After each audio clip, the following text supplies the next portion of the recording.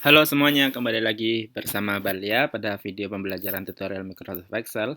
Nah, pada video kali ini gue mau bahas mengenai fungsi finansial. Kita di sini ada pertanyaan untuk menghitung PMT, menghitung rate atau interest, atau menghitung periode atau N. Mungkin teman-teman pernah belajar mengenai present value, future value, kemudian uh, periode, kemudian biaya yang dikeluarkan, cicilan per bulan, per tahun, dan lain sebagainya. Nah, di sini kita bisa gunain contohnya menggunakan fungsi yang ada di sini. Kita langsung ke study case. Di sini ada pertanyaan, berapakah cicilan per tahun untuk pinjaman senilai 100 juta dalam jangka waktu 10 tahun dengan rate atau interest atau bunga di bank sebesar 8%. Yang ditanyakan adalah berapa biaya angsuran setiap kali angsurannya. Jadi berapa cicilan per tahunnya jika bunganya 8% dan hutangnya adalah 100 juta. Kita hitung, ini sudah dihitung sama Balia tadi, kita hapus saja. Nah, cara menghitungnya, karena kita menghitung PMT atau cicilan, kita lihat PMT, kemudian ada rate-nya adalah 8%. Kemudian ada N per itu number of period, ada 10. Kemudian kita juga ada present value, tapi jangan lupa kita nggak usah diminuskan dulu. Kemudian ini opsional, ini juga opsional. Future value-nya pasti 0, cuman kita kosongin aja. End of period karena biasanya digunakan ini. Kita tutup kurung. Nah, hasilnya kenapa merah? Karena itu negatif.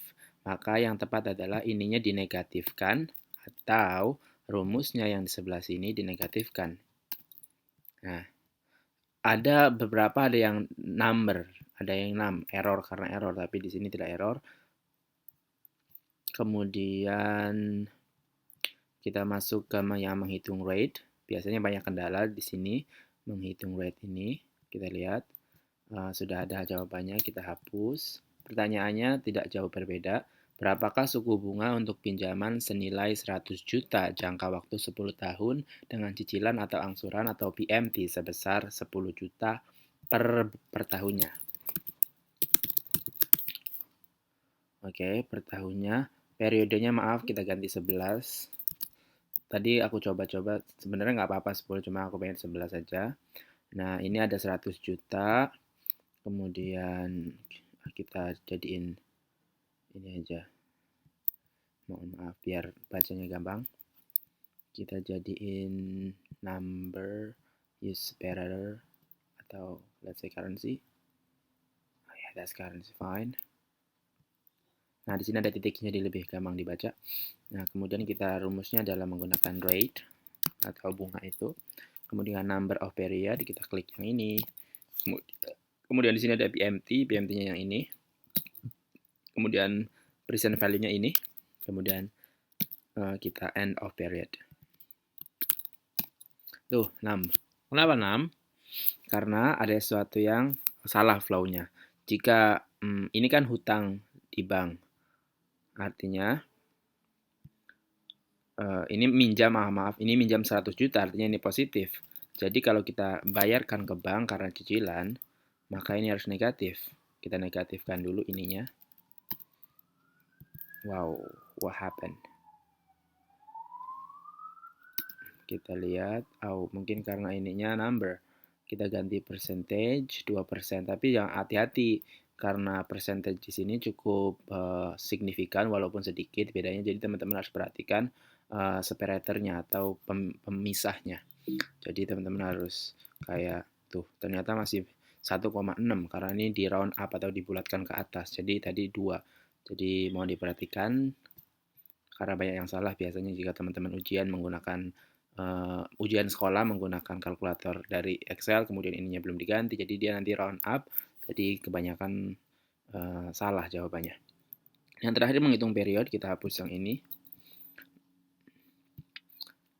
Kita di sini soalnya tidak jauh berbeda. Ada berapakah jumlah periode yang harus dibayarkan untuk pinjaman senilai 100 juta dengan cicilan sebesar 12 juta per tahun dengan annual rate sebesar 8%. Cukup besar sih 8% itu untuk utang di bank. Mungkin nggak sebesar 8% harusnya, atau nggak tahu saya konsentrasi mengenai berapa banyaknya persentase.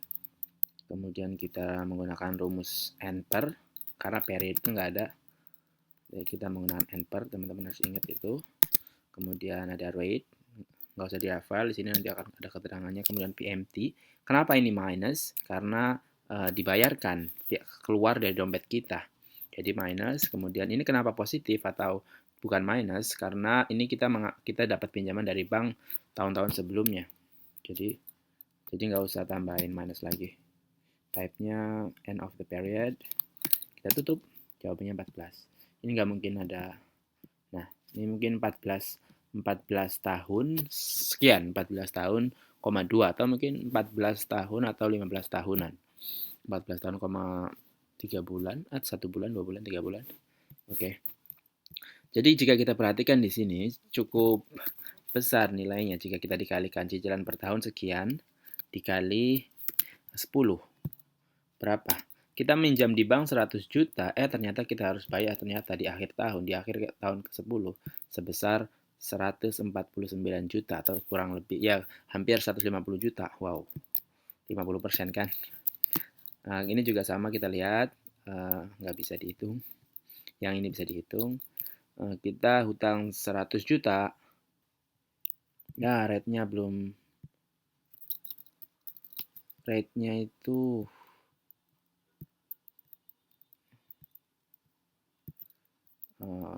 pantas kok kecil betul ya. Jadi ini cicilan per tahunnya. Oh maaf, ini teman-teman bukan cicilan per tahun, tapi jumlah periodnya. Karena yang ditanyain adalah N period. Jadi ini adalah 14 tahun, 27. Oke, segitu dulu dari Valia. Mohon maaf bila masih banyak kekurangan dan kesalahan. So, see you next video guys.